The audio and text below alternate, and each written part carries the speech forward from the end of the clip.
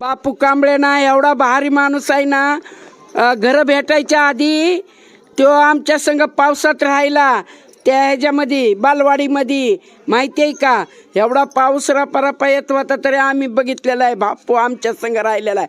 त्याला एवढं काय काय आहे तरी तो गोरगरिबाला सोडून गेलेला नाही. आणि माझं काय म्हणणं आहे, समद्यांनी नाडीला मतं द्यावं, नाडी निवडून यावी, बापूकडे बघून तरी तुम्ही मतं द्या.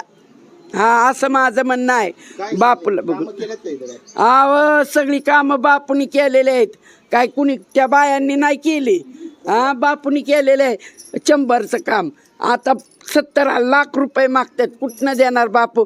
म्हणून आमचं काय म्हणणं आहे, नॉडी निवडून यावी, मग नॉडी करल काम ह्या चंबरची. घरात पाणी लोकांचं चाललंय तुटलं, आधी पण केलं.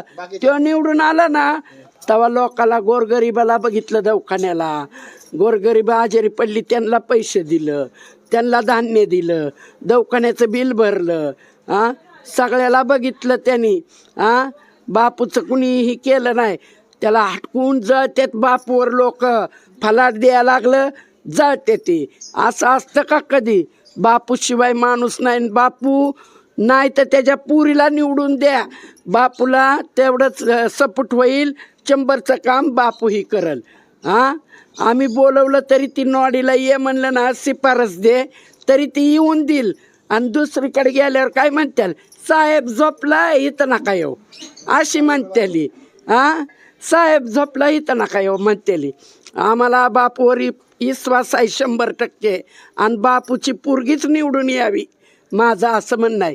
मी लय प्रचाराला आले असते व माझ्या बहिणीची पोरगी आजारी आहे म्हणून येत नाही मी.